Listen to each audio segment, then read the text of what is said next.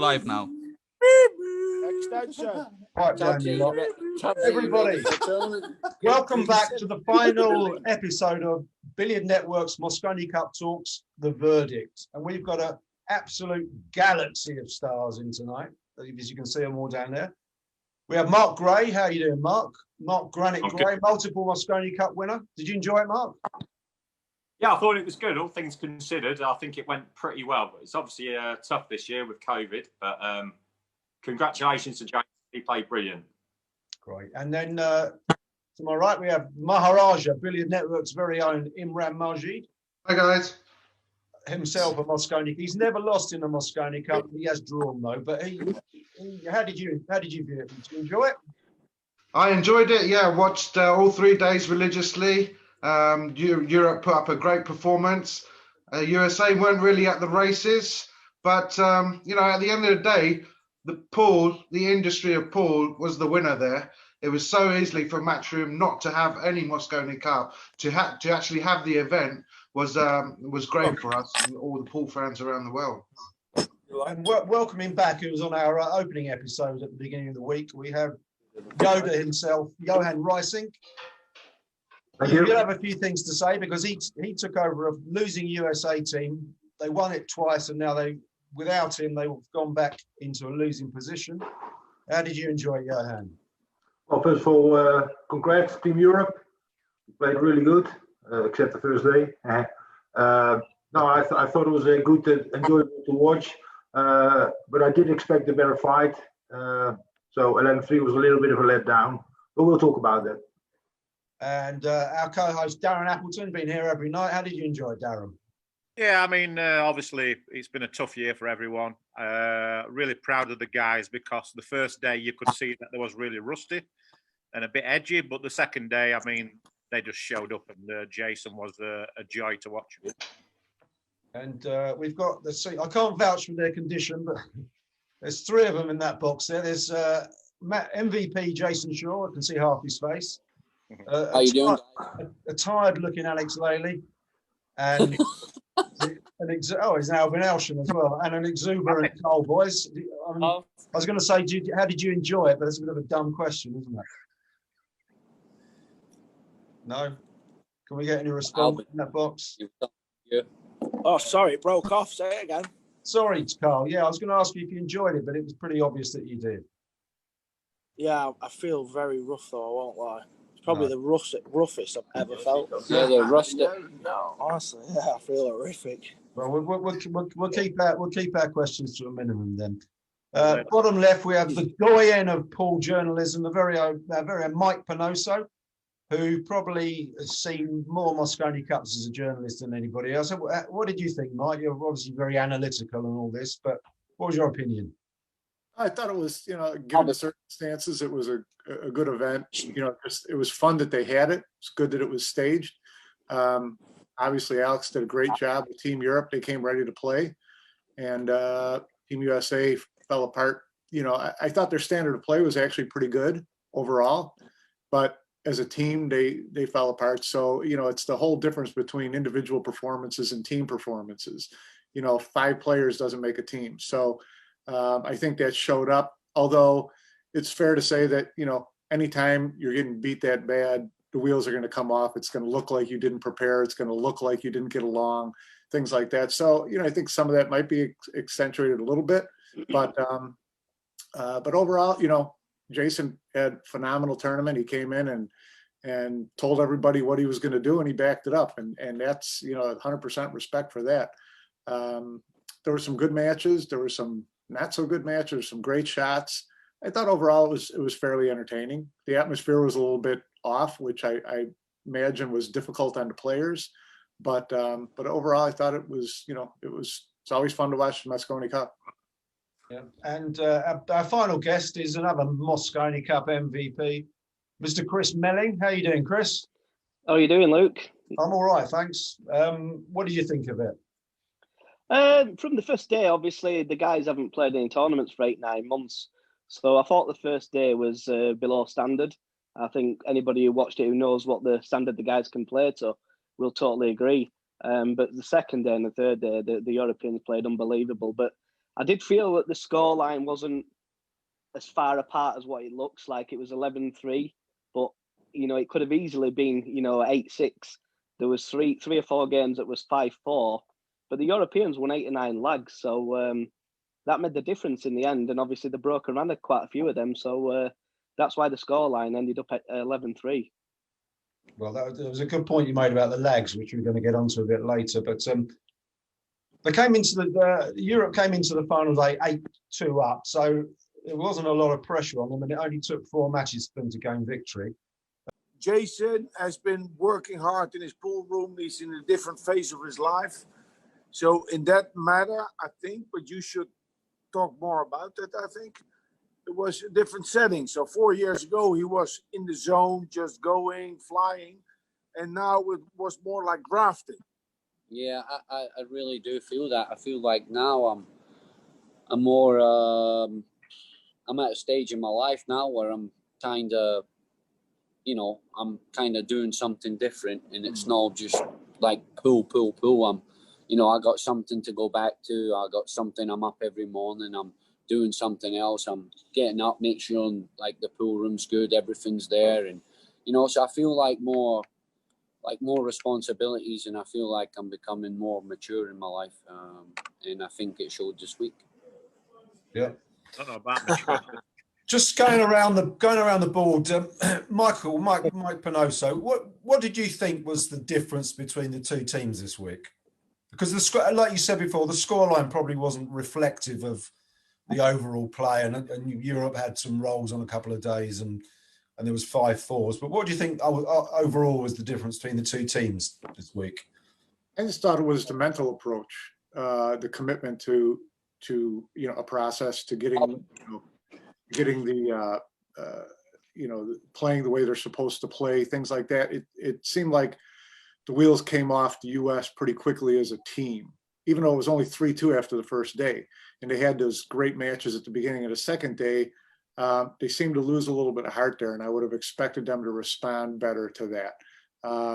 Shane played well on the stat sheet, but to me, I was watching his body language looked off, his attitude looked off, and that really spills over to the team really quickly. I think it affected Sky for sure. So I just think, difference, it was more mental than anything, because at the table, I think both teams played really pretty well. Not reflective of the score, as Chris said. I was looking at Accustat's performance averages for the last couple of years, and you had mentioned, Luke, earlier on, this was all of a sudden US was back to 2017, that they've lost all the momentum that they gained over the 2 years. Well, fact is, if you put any stock in those performance averages, 2017 they won 4 games, 4 matches, they shot .782 for the entire tournament, which is that's like APA Amateur Pool League average. This year they shot, I don't know, it's 833, for the tournament. So that's a whole different story. You could tell that they played better. Sorry about that. And so I just thought that if the performance is not the difference, then it had to be mental, it had to be team approach, it had to be coaching to a certain extent for sure. Alex really had his guys ready. At first I was a little skeptical of, 9,000 hours of Zoom calls, and the US was playing, those players were in money matches and they were playing a couple of tournaments. And I thought, well, that might actually give them a little bit of an edge, because they know what it's like to be under the heat. You can Zoom all you want, you're just not going to feel the heat. But it didn't affect them at all once it came time to play. So, just subtle difference. It doesn't take a lot of difference for one team to all of a sudden get on a roll and just bury the other team at this level. No, it's a good point. A good point. Chris Melling, who did you think were the villains in the USA team, so to speak? The players who really did underachieve and underperform. Well, obviously, you don't like to really point anybody out in particular, but Skyler Woodward was absolutely poor, real poor for the standard that he's been playing at over the last 18 months.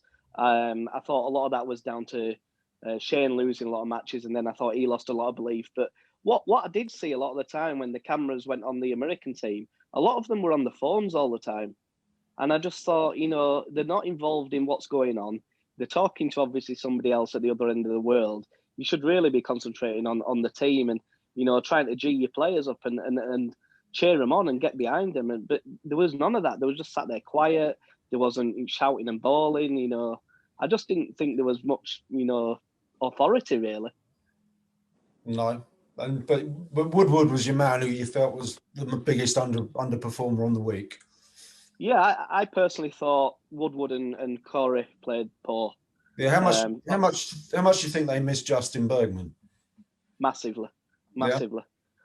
Justin's a great player. Obviously, he's come down with COVID-19.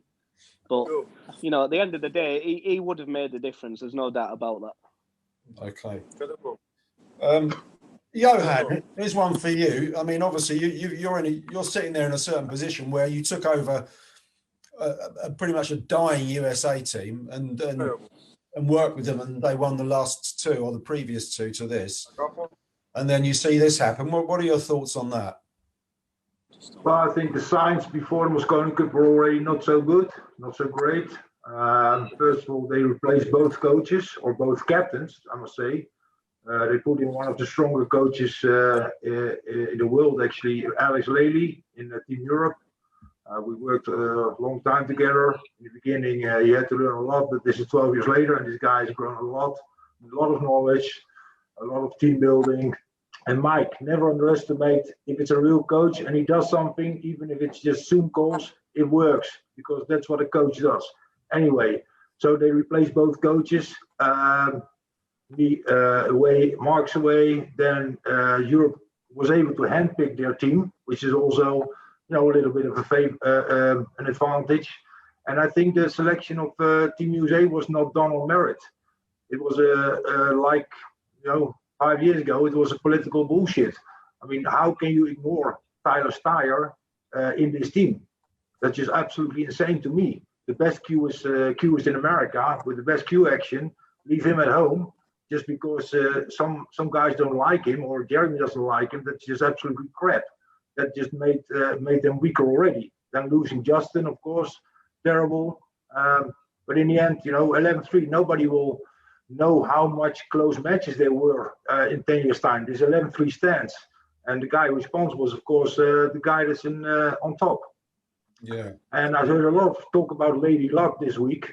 Well, if you're still talking about Lady Luck after being 20 years or 40 years in pool, then you should go to golf.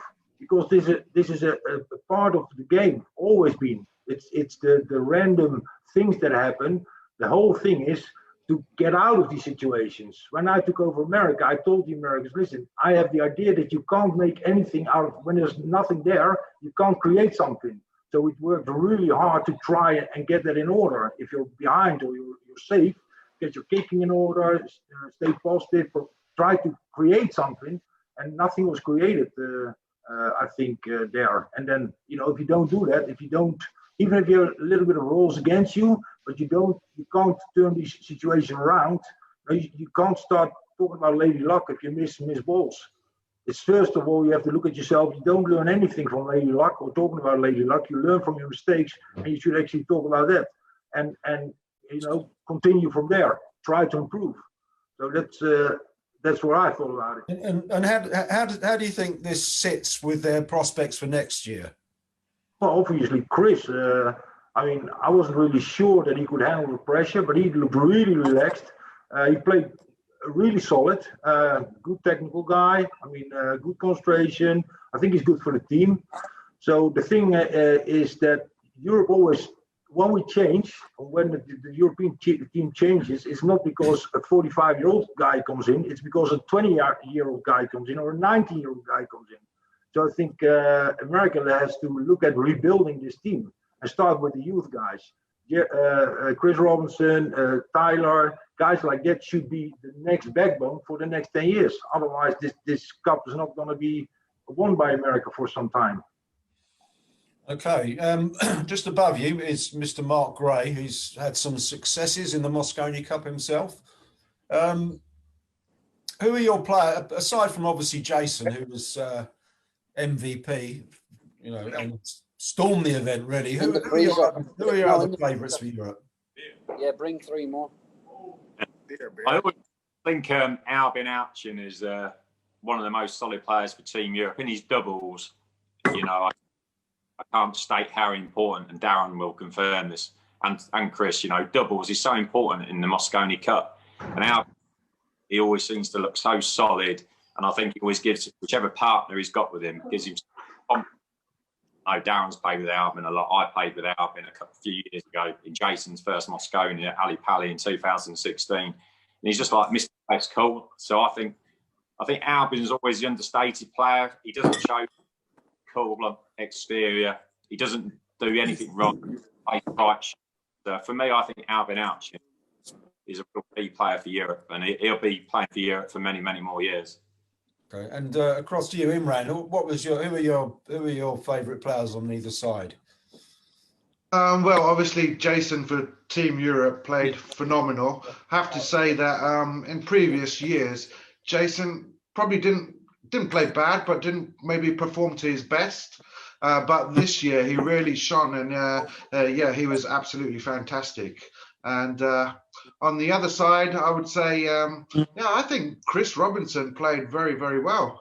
And actually, if you look at the TPAs, which is the tournament performance average for Team USA, it was Shane on 899. They scored this out of 1,000. And Chris Robinson was next in ranking at 874.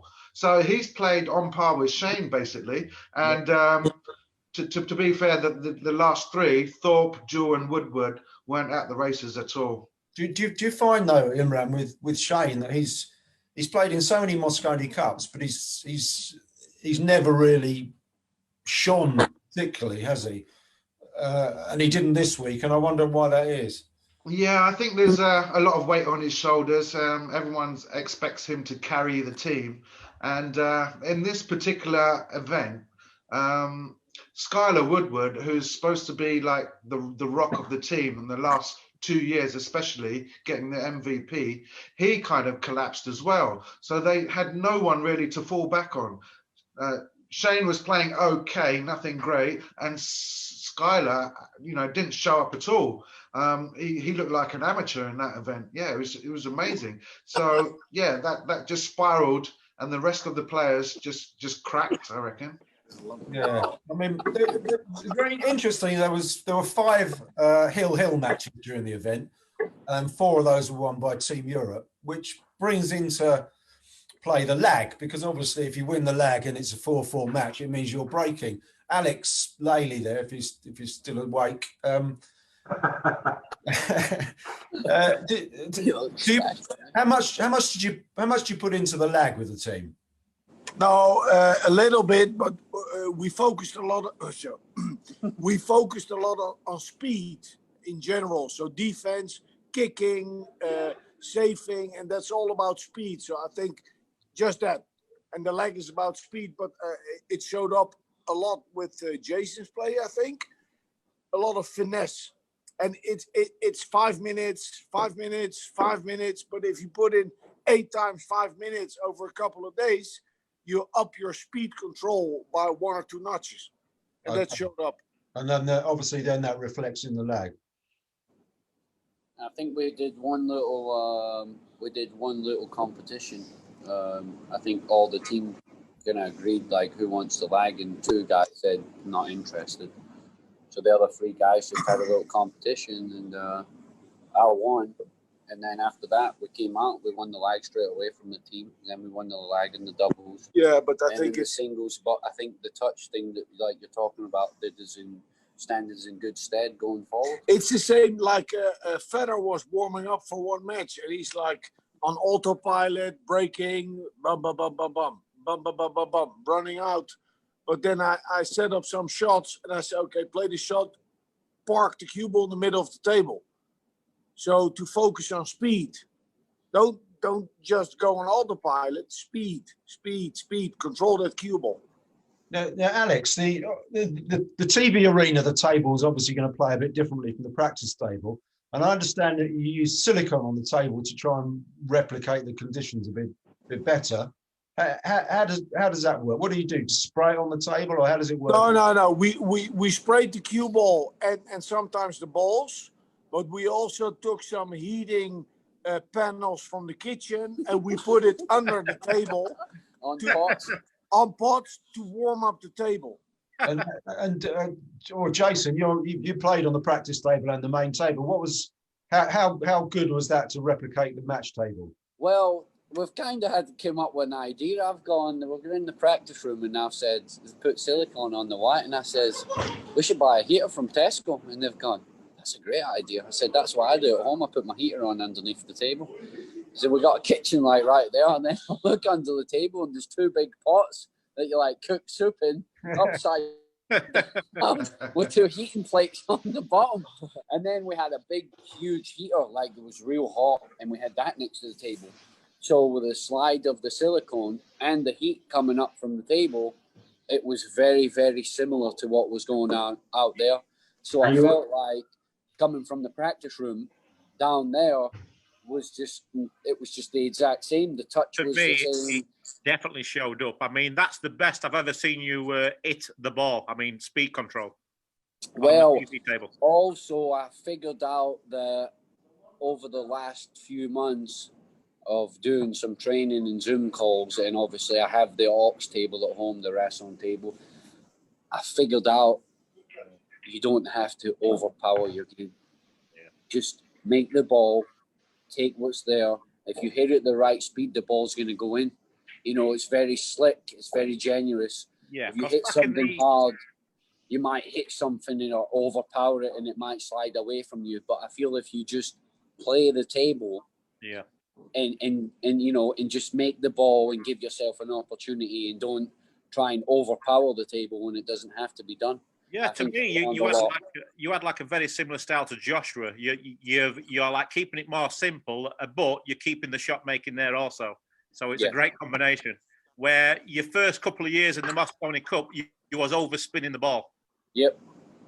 On the television table, it's very difficult to do that. Yeah. Johan, did you use silicone in your time to try and replicate arena conditions?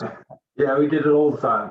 Okay, I thought you did. But... After half an hour, we rubbed the balls and we polished them with not Teflon. It's this I don't know the brand, but it's this wax stuff. And then to make sure that the ball's slippery. But I didn't put a heater on the table because otherwise all the Americans will be playing in the swimming trousers. Right. Okay. Yeah, fair enough. Just looking at roles. Obviously, there's a captain on each side, which is obviously Alex and Jeremy, and this year more prominently were vice captains, which was Karl and Joey Gray. So Karl, what exactly is your role? What do you actually do? Just bring the beers, bring the tea, make sure Alex is feeling good. No, I mean, to be fair, from the very start when I found out Alex was captain and I was vice, from the very first phone call, when I hung up, I just thought, we're going to get on great here. I just had the feeling. From day one, we've not stopped laughing. We've gelled, we've clicked, everything we've said. He's thought the same. I've thought the same. So it's been a breeze. Okay. And what do you think of your opposite number, Joey Gray? Was that just all banter? Yeah, I mean, I don't know the guy, but at the end of the day, the Mosconi Cup is a pool tournament, but it's on telly and it is a show. So, I like to have a bit of fun and a bit of banter. And I was drinking with him last night for about 2 hours. There's no issues. No, I didn't think there were, but. Okay, so looking ahead to next year, generally, I know I've asked Johan about it, but is this a massive setback for the USA in their comeback, or is it just a blip? Any thoughts on that? Anybody? Yeah. Yes. Go on. We've had you. Go. What, Johan? Johan and Mike. Well, when I started in America, the problem or the disadvantage that America has and the players is that they play bar table tournaments, they play one pocket, old material. They have a handicap system in their team competition. So these things don't change, and they haven't changed. There's not suddenly a professional libel tour on good cloth. So the pictures we had were actually very fragile. It was not solidified yet. So I think if we go back to the same system, I think that America every year will be the underdog, since Team Europe brings all the titles, both world titles, international titles. I mean, they're the youngest guy is the world champion, Federer, which is a great player. So I think it's going to be a hard task for America to regain confidence and to regain the cup. Yes. Just let me butt in slightly. What Johan said before, I think exactly the same. I think the biggest mistake was leaving Tyler at home. I think that was just suicidal.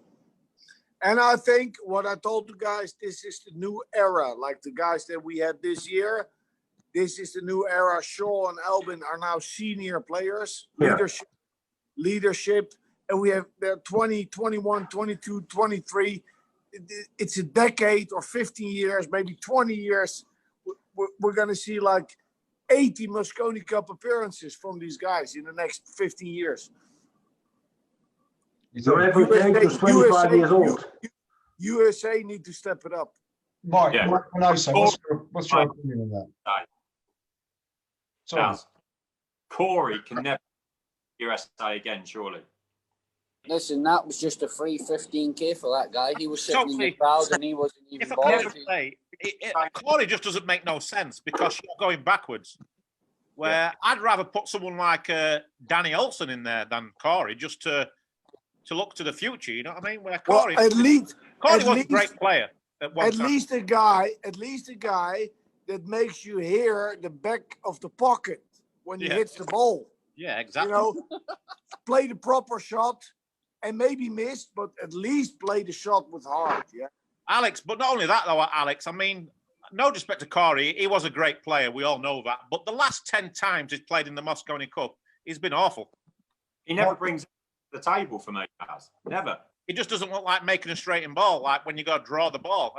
And I respect his game, but in the Mosconi Cup, it's just too big for him. Yeah, Panozzo, can I get on to you? What are your thoughts on the selection of Corey Jewell and his contribution? Do you think it was a waste and he could have gone for Steyer or somebody younger?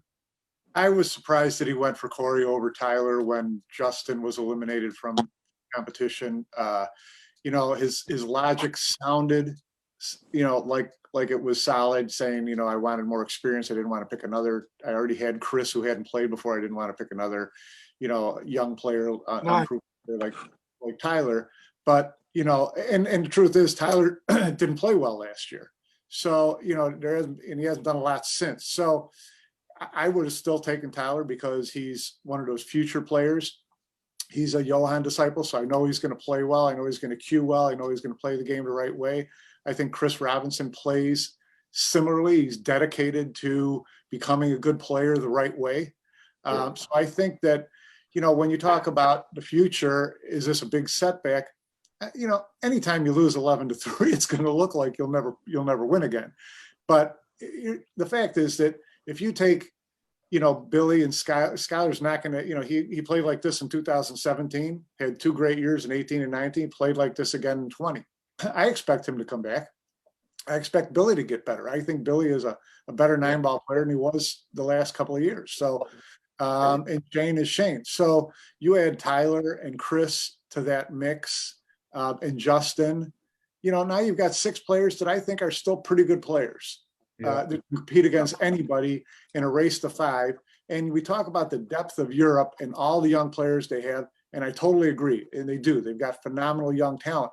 But until the Mosconi Cup comes and becomes an 11-player team, exactly, it's not going to make any difference. All you need is 6 good players. You get 5 out of them, you got a good team. So, can they match up next year head to head and go toe to toe with them? Yeah. Are they always going to be the underdog for the foreseeable future? For sure. But they were the underdog the last 2 years too. So it's just a matter of do you have 5 guys who can compete, and do you have a coach can get them prepared for this type of battle. Let me say something. I see a development in the US that they're now more of a training culture, so they're getting that part. But you can be a trainer and you can be a coach. So that's the next bit. The players need to learn to open up towards coaching and towards input. Right. That's what I think. No doubt about that. And that's the biggest thing. You know, there was no one in America who was a bigger champion of Johan coming into the US than I was, I don't think, because I understood what real coaching and what real knowledge of the game mentally and physically, how that comes together. The closest person that I saw to Johan is Alex. And so I wasn't surprised how well they played this year, because he understands that there's different layers to coaching and being a captain and getting a team prepared.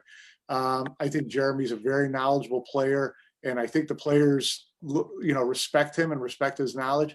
That doesn't mean that he's the right coach for getting them prepared the way Team Europe got prepared this year with Alex. So we need that kind of structure in the US to develop more players like Chris and Tyler. I'd be the first one to say, and I've written it before, I'd like to see the US billiard community come together and hire Johan to come over here for 6 months a year and do nothing but work with juniors. Don't need him to work with the pros. Need him to work with them and get them ready. So that's what I'd love to see. So it's not doom and gloom for the US. I think that that they'll be competitive next year back in the US if it comes back to the US. So that's just my thoughts on it. Do you think that after 2 years of Johan, we heard that tale about Shane having the ping pong table and the dartboard removed, that it's gone back to a situation now where Shane is like a co-captain and what he says goes? I don't know. What do you think? He's pulls LeBron James when it comes to Team USA. I mean, it's kind of hard not to listen to, your best player and things like that. It's a very delicate balance, and Johan went through it. Johan went through it with him the first year when Shane didn't want any part of anything, and then the second year they butted heads and he left him off the team until they got back together in July and kind of worked things out, and all of a sudden the tide turned. So Johan knows as well as anybody how difficult it is to try to balance those, the disparate personalities and talent levels that are on a team and make them gel together. It's not an easy thing to do. It takes a special person to do it. So, it's a tough situation. I don't know how you handle Shane going forward. I thought that he had a real negative effect on the US this year, regardless of how he played. Yeah, I think with Shane, if he's winning, everything's great. But you've got to remember as well with Shane, people have a go at his performances, but you've got to remember also he plays the best players on paper every year from Europe, which is very difficult. It's a difficult weight to have on your shoulders, because he knows he's got to beat Jayson and Joshua, and in the past, like your Ralph and your Niels, all those guys. And yourself. So it's tough, isn't it? It's a lot of pressure to deal with when you know your weakest 2 or 3 players on paper are not as strong as the guys on the other side. Okay. So he has to perform. Well, what Jayson Shaw? One point about Skyler Woodward is that his girlfriend gave birth earlier this year. So, and obviously, sometimes for a player, that could have an effect on his play. Now that happened to you, didn't it? Obviously, twice now. But when your firstborn came, did you have a bad impact on your pool for that year in particular? Well, it's funny though, because when she was pregnant, I couldn't make a ball. I couldn't do anything. Well, you could, because she was pregnant. No, but what I'm saying is I couldn't do anything. Like, I felt like I was under pressure, didn't know what I was expecting. Then when I had the child, I started playing well. Then obviously I had the second baby, and I was thinking, oh, here we go, all this again, no sleep, no nothing. And that did affect me for a while. So I kind of understand where maybe he didn't, play like he could have in this event, and, showed what he's done in the last 2 years. Try harder.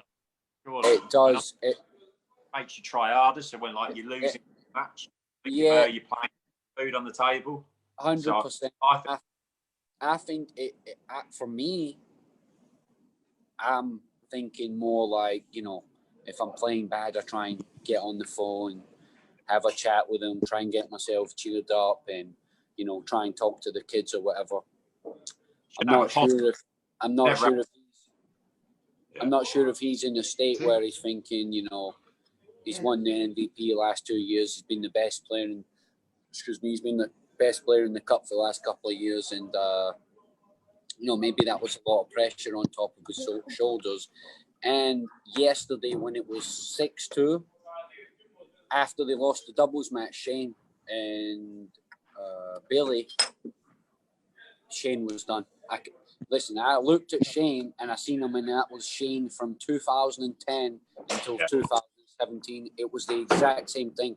I could see it, and I said to them, he's done. I said, stick a fork in him now. He's absolutely gone. And I could see it. He didn't want to. If me and Karl were playing now and we're getting beat 4-2, we'd still be like, come on, let's go. He was like, he was already gone. I could see it.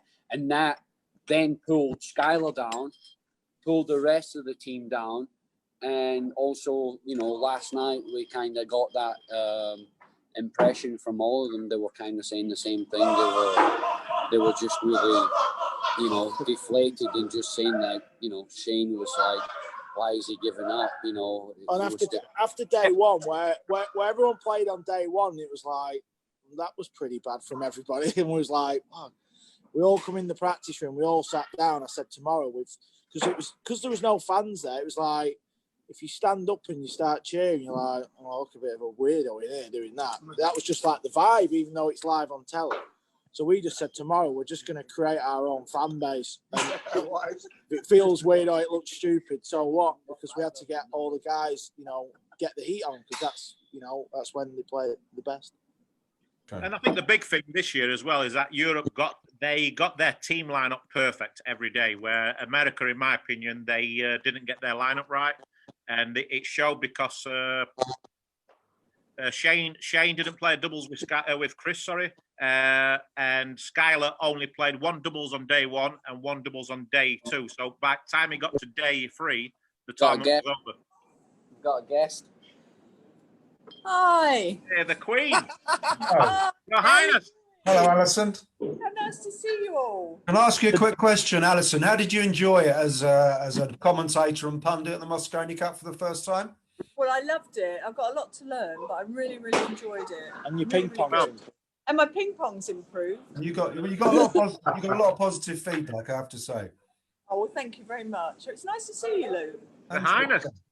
And you, Daz. Alison, you look beautiful. Imran. Oh, Mark Gray. Mikey, cheers. Haven't got Chris cocktail. Melling. And Chris. Christoph. Alison. All right, Ali. Johan. Yeah. How's it going? Johan. All right, yeah. Yeah, I said all of them. I went round, didn't I? It's like the Brady Bunch. Brady Bunch. Yeah. Well, good to see you, Alison. Yeah, you too. I'll let you get back to it. Okay. We've lost track now, but get involved in the bowls action. Listen, this is what's going on in our practice room. They're playing bowling with the pool balls. Yeah, I was just saying, Luke, that I just think Europe got their team order perfect and America didn't. And obviously, I think the guys learned a lot from the mistakes what Marcus made last year with the team sheet. And it made a big difference.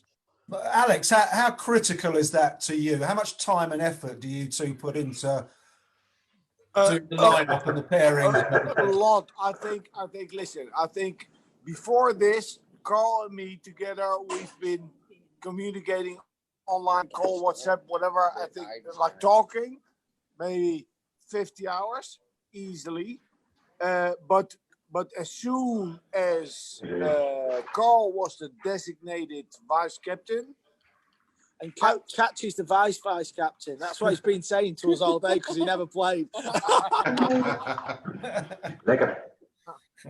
No, I knew, like, I remember in London 2 years ago, Johan said, Karl keeps getting the lineup right. That's what Johan said. Like, Karl was guessing the lineup right. So in many respects, I was happy with Karl. You know, it's great vibe, great guy. But in regard to the lineup, I knew I was going to rely on Karl as well. So it was, you know, we were on the same page all the time, but a lot of input came from him. And early day 2, he woke me up. He knocked on my door, Captain, and we had a talk. And you know, it was his. He came with the idea. He just said, "Let's put Shaw out there." I mean, it was clear to see that Shaw was on his game right from the first wreck all the time.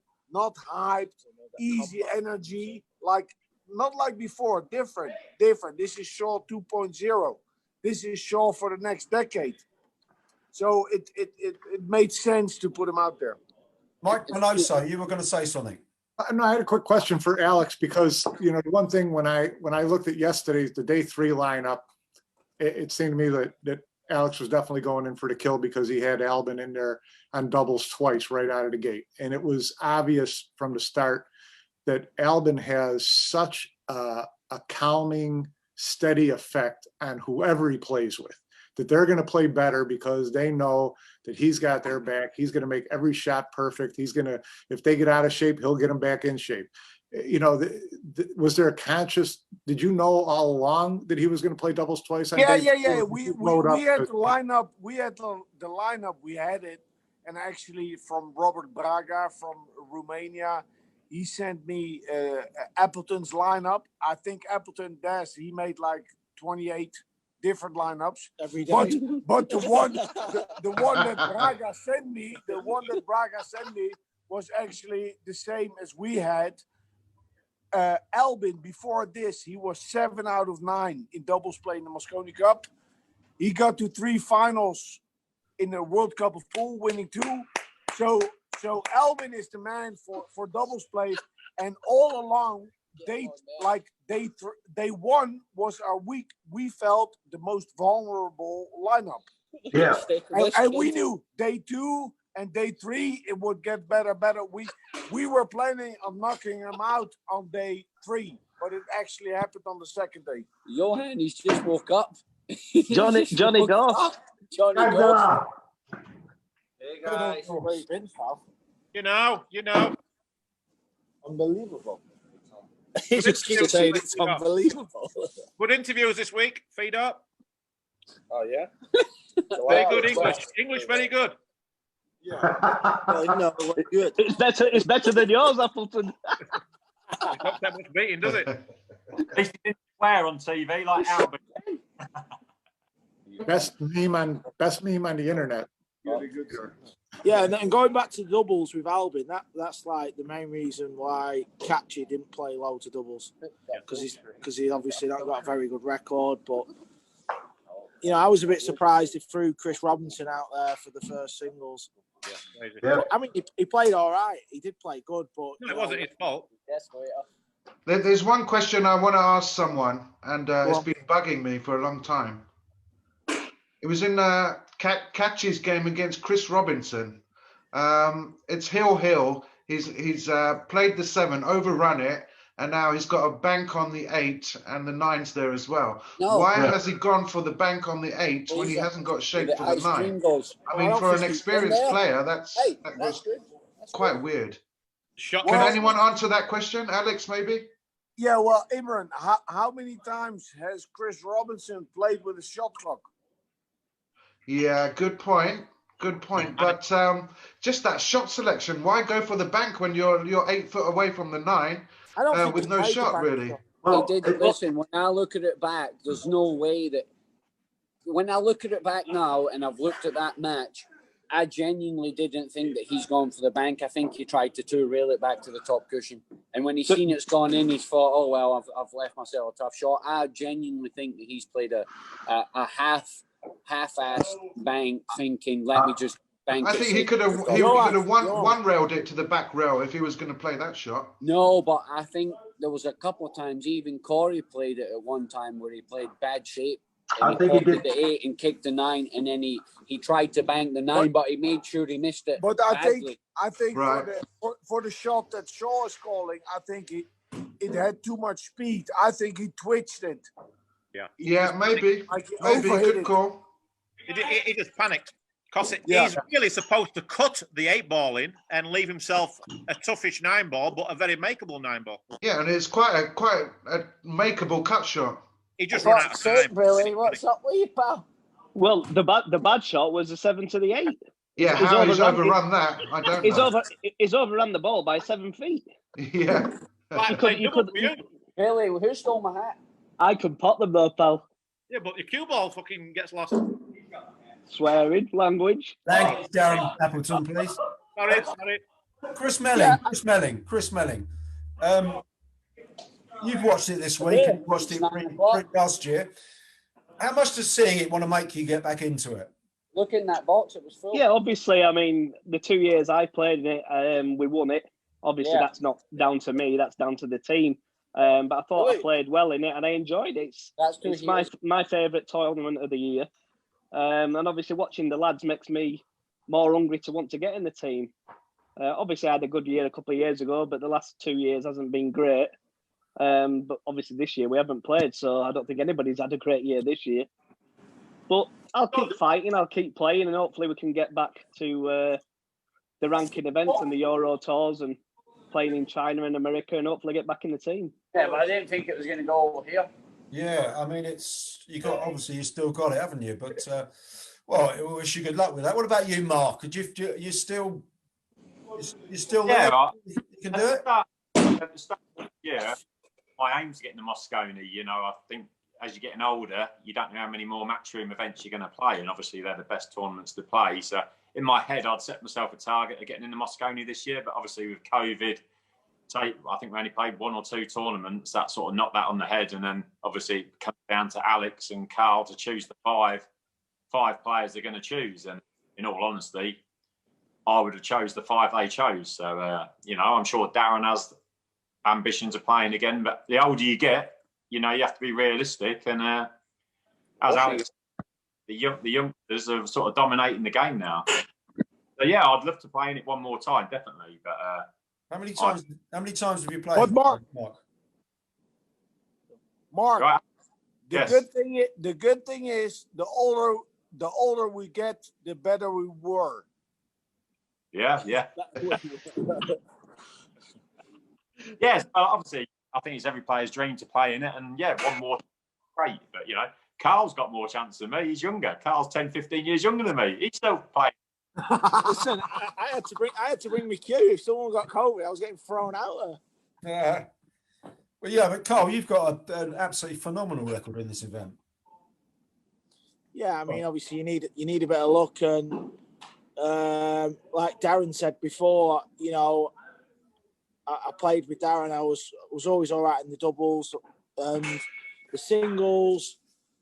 I was never thrown out there. I know it might sound a bit mental, but I was never thrown out there for the big singles matches. You know, it's like people go on about Shane, but I think Shane plays really good in the Mosconi Cup. I think he gets a lot of heat on him, but he's always playing the big singles matches, the big players as well. Yeah. You know, I played like Corey Jewell, Rodney, John Smith, and all them. So I was like, went under the radar a bit.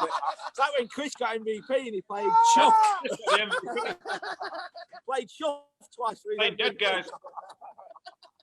Yeah. So Imran, Imran, looking at the European team, obviously this year. Right down, you lot. Come on. Imran, looking at the European team, it was a very young team this year, and obviously you play on the Euro too. You know the players. Who's going to be knocking on that door in the next couple of years? There's talent in abundance on the Euro Tour. I mean, there's probably 16 to 20 guys who could easily make that team. Young guys as well. And as Emily keeps on saying, it is a young man's game these days. And I don't know. I would love to play in the Mosconi Cup again one more time, but can't really see that happening realistically. Good luck, it is a young man's game, and I don't think Europe should change from the team they've currently got. That is the absolute dream team for me. I think they should keep that team for years to come. Well, yeah, but the point is next year's event, assuming that Paul goes back to some semblance of normality, there'll be 3 players coming from rankings. Yeah, that's a good point. Yeah, if this coming from the rankings, I mean, like I said, there's loads of young players on the Euro Tour that could easily make the team. Who are your picks specifically? Give us a couple of names. There's a lot of young European players from like Eastern Europe. I don't really know their names. They've been on the scene for maybe a couple of years or a year at the most. I don't really know their names, but there's definitely talent in abundance. And loads of players could join that team. For me, future young players playing in the Mosconi, Luke, I think Mario He, Albin's partner from Austria. I think Victor Zielinski from Poland, good young player. And maybe even Ruiz from Spain, maybe. Sanjit. Spring to mind. What about Sanjin? Sanjit. Potential? Yeah, Sanjin. Yeah. I haven't seen a lot of him play, but obviously he's young. But Alex, I've got a question for you, Alex. What happens if there's no tournaments until, let's say, August, July, which is a good possibility? Do you think you will get to pick the team again, or if there's tournaments, let's say in August, September, October, you think they will use them? I have to admit, like the first lockdown in spring, I sort of got a little bit depressed. It was just hard getting through. Just how it was. But last 2 months, I've been 2-3 months focusing on Mosconi Cup. But I had a chat with the hotel manager who has been great, and he's been helping me sort it out with the kitchen. He's been doing everything. So we had a chat about COVID and pandemic and normal life, and then it struck me. It sort of hit me. Okay, like the normal life is gonna start again when I get back home, and it hit me. So if you speak about August, I have no clue what's gonna be like. You know, picking the team by hand, having all the freedom as coach, staff, that's great. But if there will be rankings, if there will be competition, that would be great. And new players coming in would come into something that has worked now. So it's going to be easier to getting people in. So even I spoke to Kazakis, I think 4 or 5 months ago. I said, hey, fuck, if you, before lockdown, if you qualify, I'm going to get you ready. I mean, whoever comes in the team, I'm going to give 100% to get that guy ready. And even if on paper he wouldn't be like the best player for the team, invest, work hard, and get that guy ready.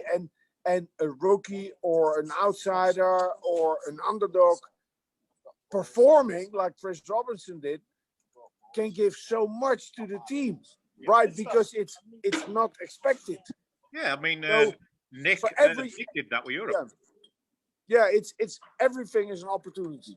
I mean, Alex, is it? I mean, Johan will know much more about this than I will, but it always seemed when Johan was in charge for Europe that he created a system that players could just slot right into that and fit into that system of how it worked. Was that fair to say, Imran? Okay, good question. Thanks. I think Johan is happy because coaching wins. Coaching is where you bring structure and you facilitate the players. So it's an individual concentration sport, and a player without a coach can be all over the place. They might have a good 5 months and then lose it for 10 months. And a player brings structure and brings routine and protocol. So it's not only protocol and structure. There's also a bit of alchemy there. Not chemistry, but alchemy. You need to feel what's on and what's not. But structure is big for the players. It helps them to not worry. It's so difficult as a player if you're on your own. Okay, should I go practice or should I go take a shower? Right? And if there's a bit of structure, it helps. because you do your own thing within the boundaries that are set by the manager of the whole thing. So Mike Panozzo, in the last couple of years, Tyler Steyer had some successes in the 2 wins, probably lesser so in the second year, and obviously Chris Robinson acquitted himself very well this week. What other sort of young up and coming players are there in America currently? I'm not sure that they're. There's a young kid called Lucas Varner, who's a real good young kid. He's really good. A junior champion, yeah, Lucas, Darren mentioned Danny Olson, guys like that.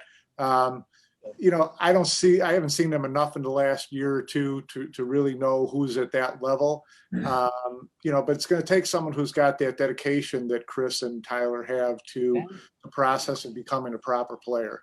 And so you just have, there's guys out there, but it requires a coach. It requires someone who really knows how to develop players to come in here and pick those players and then turn them into the players that they can be, as Johan has done.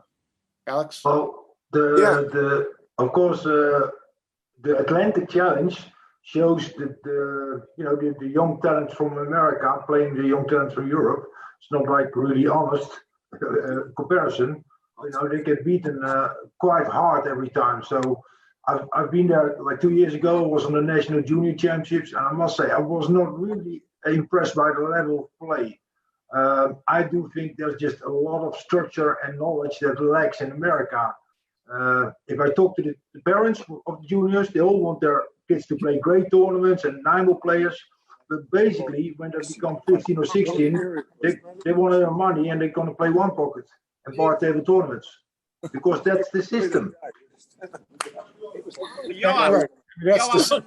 Johan and Mike, I have a question for you both. Do you think that people like Shane and Skyler should be doing more for the American juniors? Like maybe doing boot camps and stuff like that? Personally, I say no. I mean, it's not their job. Yeah, that's not their job. Their job is to be great players and make their level of play in the events that they play in the championships they win aspirational for the young players. What the young players need are people that can bring structure to the process and teach them how to develop. And Johan was talking about with the Atlantic Challenge Cup, which was basically the Ryder Cup for juniors, Americans were getting run over. And that's because these kids grow up playing in bar table tournaments, playing in bar leagues. And as soon as they have enough talent to beat most of the guys in town, they jump in the car with some 26-year-old and go on the road for 3 months. And that's the way they learn how to play pool. In Europe, there's a lot more structure development of players. And that's what we lack more than anything. Alex? Yeah, I want to say something. So before I thought, okay, I'm not going to bring it out there, but I will because it's good, I think, for the process. And that's all that counts. So egos do not count. I have understood from a couple of sources that Chris Robinson and Tyler Steyer could not be on the same team, where you, Mike, are mentioning them two as exponents of how it should be, could be, etc. But for some reason, they could not be on the same team, and that's important to sort out. Yes. Raffle boys here. That's BS, Alex. I mean, that's BS. Yeah. It was not a part of the team that didn't want him in. Well, I'm close to the source. Yeah, well, me too. I mean, those two played a match, didn't they, in sort of late summer, I think, and there was some sort of repercussions from it, I believe, and they weren't particularly pleasant, and maybe that created a rift between those two players. But that's between every player in America because they all play each other. Yeah, I know what you're saying. Yeah, but I don't know. I'm just saying whether that was any reason that Tyler didn't get the call up. Whatever the reason is, it needs to be sorted out because you can't keep punishing Styler because there's one or two issues with some of the players in the team. It's not just that, guys. Huh? It's not just that, Daz. It's I don't know Johan will say the same thing as I'm going to say right now, or he might agree with me, or he might be on the same level. I feel that Tyler is trying to bring the same thing that we bring to our room. You know, let's get focused, work hard, you know, do what we have to do. Jeremy's in the team. He's kind of letting them do what they want. You know, they might be, you know, having a couple of drinks or, you know, might not be practicing, doing what they have to do. But when Tyler's there, he wants to do the right things. He wants to, you know, get them together, you know, let's go, put the work in, do the hours on the table.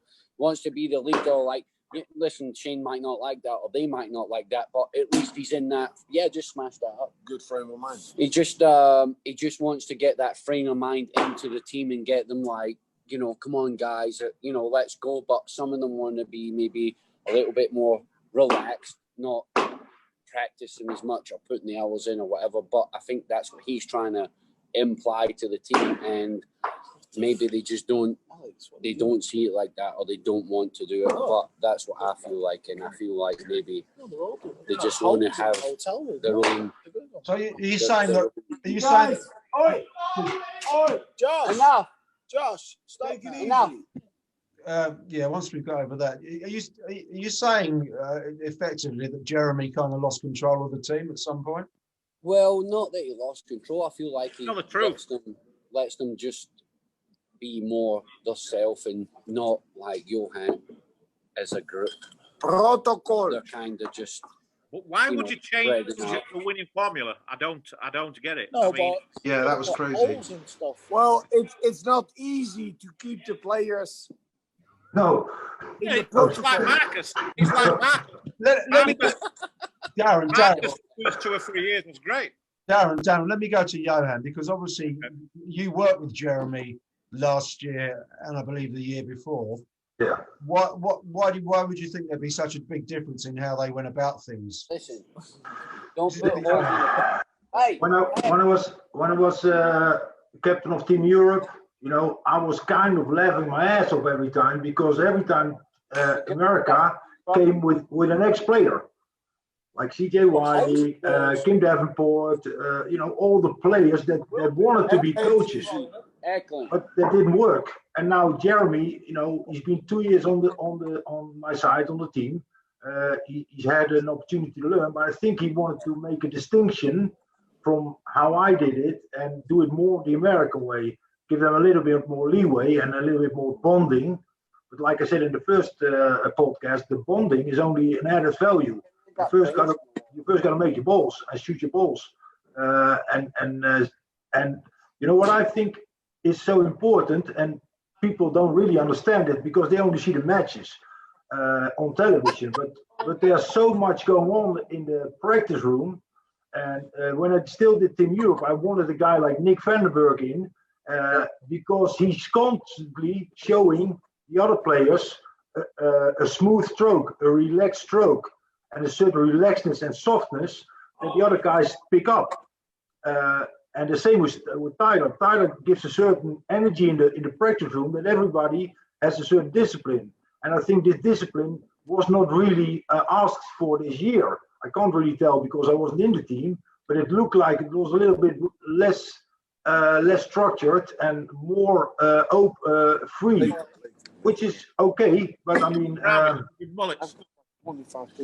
this year didn't work. Maybe next year. Acting like clowns. It's really not really. It's an open question, but do you think they'll obviously going to stick with Jeremy for 2021? I mean, well, that's not entirely up to Jeremy. That's also up to Matchroom. I understand that. But yeah, Matchroom picks the captain, and I think that you know they are very impressed about his table knowledge, about his knowledge about pool. But still, and like Mike told me in the beginning, he knows that the coaching is something different than instructing a trainer or manager. Coaching is something completely different, and I think you know he still needs to pick up. And I hope that Jeremy learns from this year, you know, to do things differently. Not everything, but a couple of things differently. I do think you need to have a little bit of European style coaching in order to get these guys straight, because they are really tough characters sometimes. I mean, they're great. I've been at all the houses. I've had a great time. I love them to death. But as characters together, they are not easy at all. Yeah, I think it's a matter of it's like this in all sports. When there's a change in coaching, new coach comes in, always wants to adjust put in some people. Hey, Alex, can you keep your voice just quiet for a minute because I can't hear you? Sorry, Mike. Continue, please. No, that's all right. Every coach wants to have his own style and be distinct and be I think that Jeremy I think he'll be coach next year because I think they'll give him a mulligan to a certain extent on what everybody was up against this year and not hold that over his head. So and I've said all along that I thought that part of the reason that he didn't pick Tyler was that he didn't want to have the same team that Johan had. Because he's in a no-win situation that way. If he wins with them, it's the same team Johan won with. If he loses with them, he's not as good as Johan. So I think do you really think he saw it like that? I don't know. I didn't ask him that specifically, but I'm just looking at my mindset as a new coach coming into a team that's just won 2 years in a row and thinking, how do I make this my team? And I thought all along there had to be one player different for it to be Jeremy's team and to see if he could win with his own team. It's possible. It's maybe not, but either way, I think he'll get another chance next year, and hopefully he did learn a lot from this year because they got spanked pretty good. And the wheels came off him a little bit, when he was arguing with the ref and arguing about the racking and things like that, which is a Mosconi Cup tradition. Whichever team loses the Mosconi Cup got the bad racks. We all know that. So I think that going forward, we'll see what happens next year. I think next year will be the test year for him to see whether he continues on. Well, I mean, hopefully, it'll be a home fixture in Vegas, most likely, with hopefully a big crowd. So it may be he's come into it in a difficult situation with no fans and kind of nothing buzzing around the event. But we shall see. But what do you? Can I have a question for Jayson? Yes. Because I'm curious. So Jayson, right? Every time when you were never on my team, so you were on the other side. But when I saw you with a crowd, so at one, you seem to feed off the crowd, so that's your strong point. But also you kind of, you're likely to get into it too much sometimes, and then you explode more or less, like you're too emotional then. So how did that this time help you extra, or did you feel that you didn't have the inspiration of the crowd? Well, like Alex said, it's the 2.0 Jayson Shaw. I feel like I said earlier, I think I've matured a little bit more than I feel like in my game now, what Alex has showed me over the last few months and really helped me in my game. Maybe you've seen this week when my safety was great, and he really I think having someone around me trying to coach me a little bit and give me more more input on my game where I thought I was good at things when really I was okay. And I think they clocked it a couple of months ago where we were doing safety drills and I wasn't, like I said, I wasn't as great as I thought I was. And I think Alex helped me a lot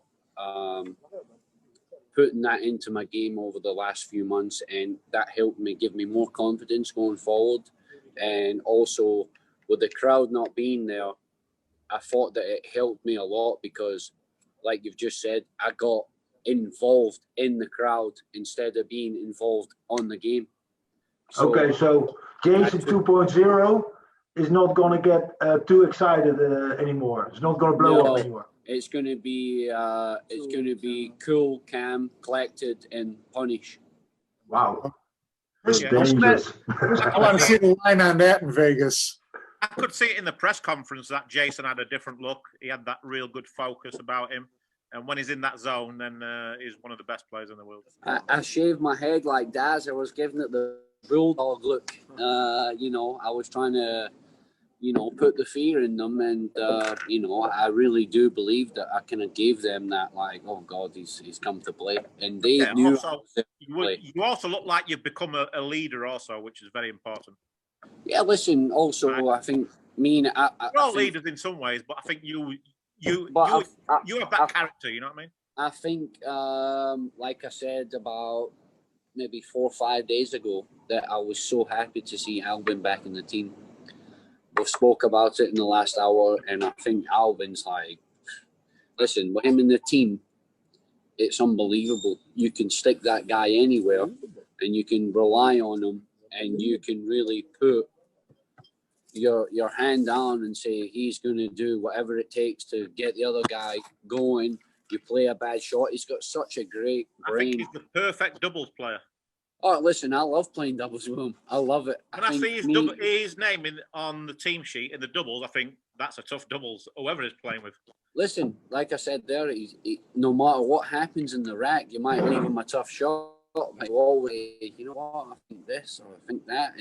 And he always gives you input, and that gives you good confidence going forward, because even if you got a tough shot, you can rely on him saying, well, Mike, you can do this, you can do that, or do whatever. But he's really a big team player, and I'm happy to see him back in the team. And I hope he's in the team for the next 10 years, because I think if he's in the team, we'll be very strong, no matter who's in the team. Mike, you remember the press conference of last year? Yeah. Who did I call for Team Europe? You said, I can't believe we picked you, David. Should have picked Albin. Albin, because Albin, that's what he does. He's such a, you don't need discussions with this guy. You don't need to tell him anything. Everything is so relaxed. And that's very, very good. If you have a lot of shooters in your team, then he's the mellowing factor. Great guy. Taught him well. Yeah, Jasmine taught him well. I'll tell you who else is a really good doubles player is Joshua Filler. You what? Joshua Filler looks really good. He looks really good in doubles. Joshua. Yeah, he's really improved his doubles. I think Josh has played really well. I think he's not looked himself. I think he played his B game. He did. He's not looked himself this week. It might be the crowd, or it might be. I think he missed his wife. They're always together, but yeah, it was a game though.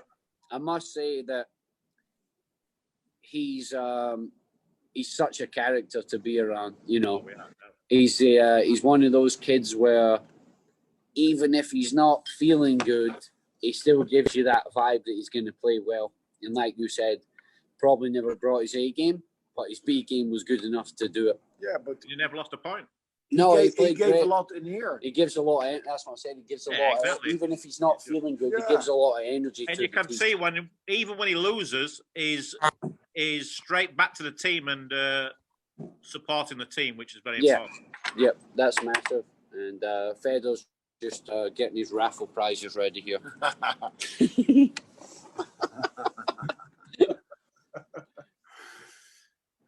Is Fedor there? Yeah, he's just look at me. Yeah, I'm not joking. All he's gone is ready to stand. Put him on. Put Fedor on. We'll have a quick chat with him. Well, you know. Fedor. Yeah. Mr. Gorse, how did you enjoy your first Mosconi Cup? I enjoyed it a lot. It's unbelievable. Huh? How did you enjoy it? What did you expect? What did you expect from it, and how did it live up to its expectation? Well, it was different from what I was expecting, honestly, because I thought I will have more pressure, but especially without the crowd being here, it's different. You can look at the camera, pal, if you like. He's too busy signing. All he's saying is, "Raffle boys, let's sign this. I need to raffle this." But you had a good week. You played well. You had some fun, and you won. Well, I didn't play my A game. No, but the first day, then I played all right against Corey. Missed one ball, and we lost doubles with Albin. It was a weird match, honestly. A couple of tough spots. Okay. What about Johan? Did you miss Johan? Listen, if you look at his hand, look how bad he's hitting after a few beers. Look at that. He's just turned the camera around. He's gone, Do you want to speak to the vice captain? He's here, look. Hey, Catchy, another solid performance when you did play. I didn't hear you.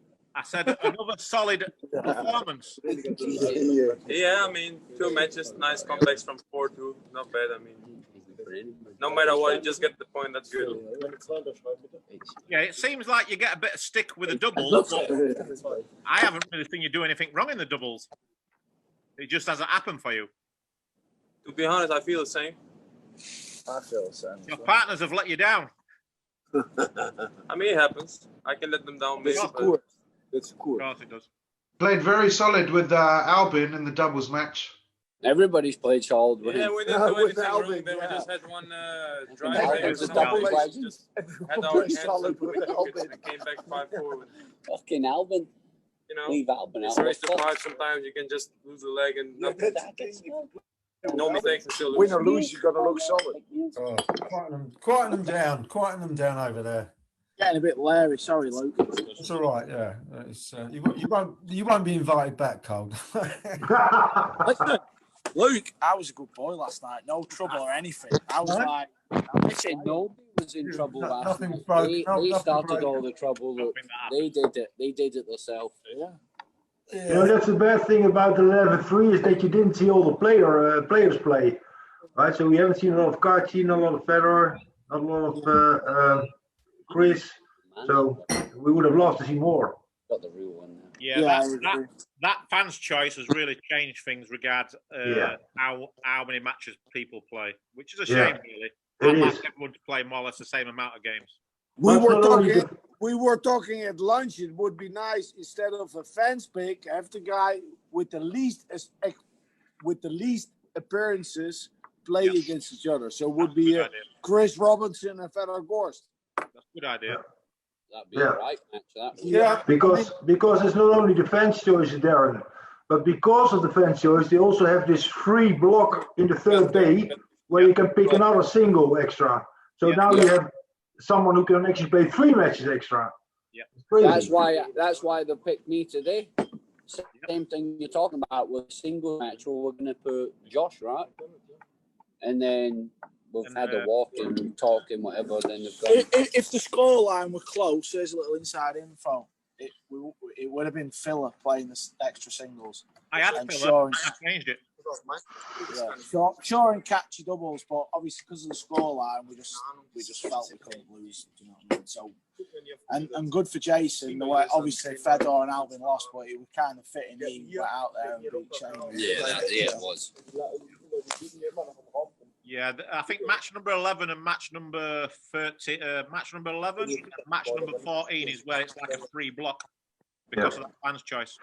Yeah. Right, we're coming to the end of our slot, fellas, and we've absolutely enjoyed your input and company. Can we not stay for another hour and get Raj on?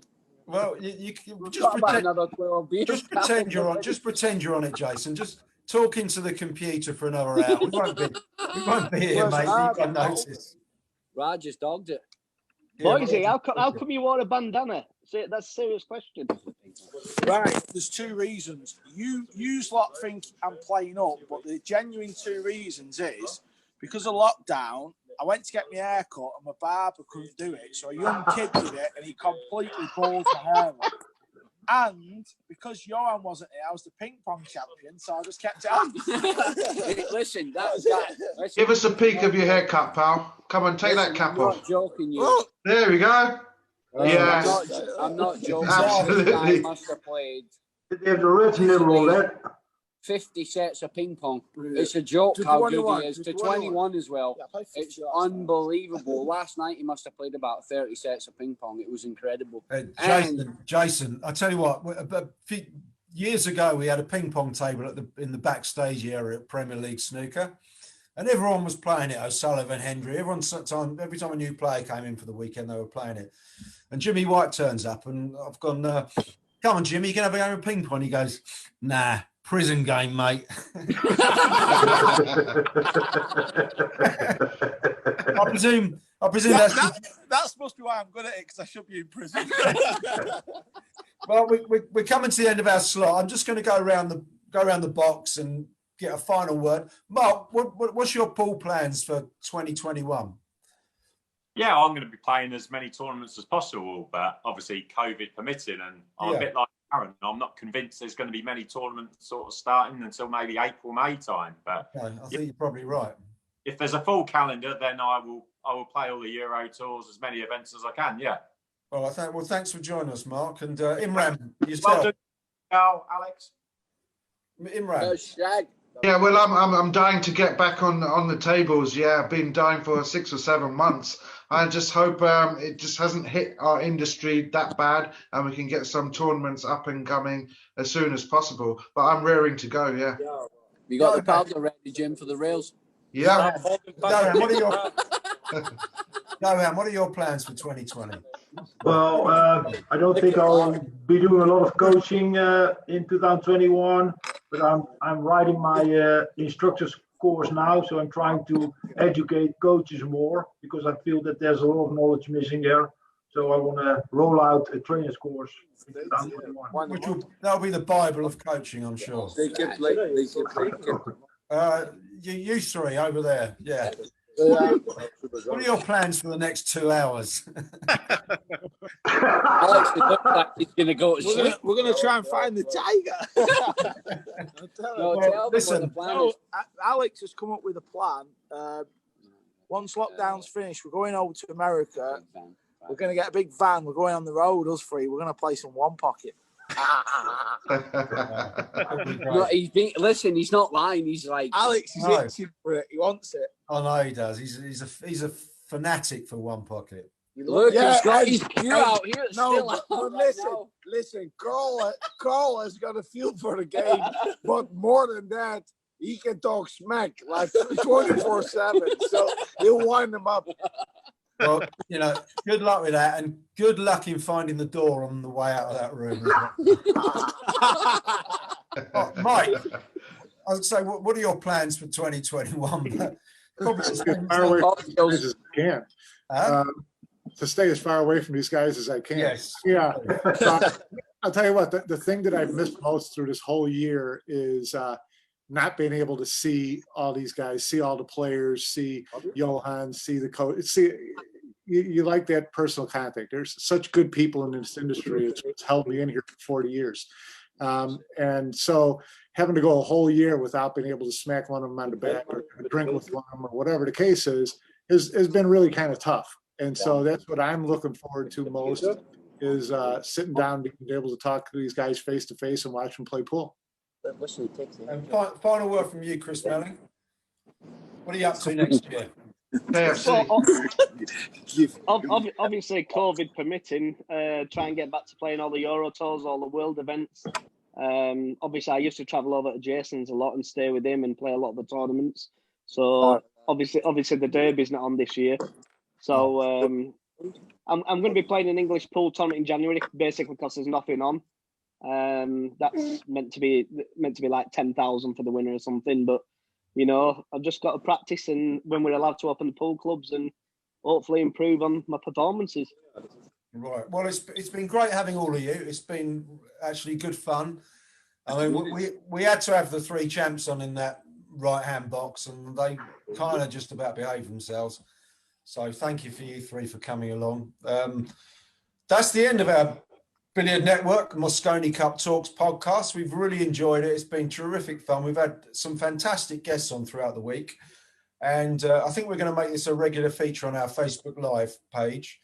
And there may be a couple of Mosconi Cup specials coming up in the next week or so. But just stay tuned. And thank you very much indeed for watching us.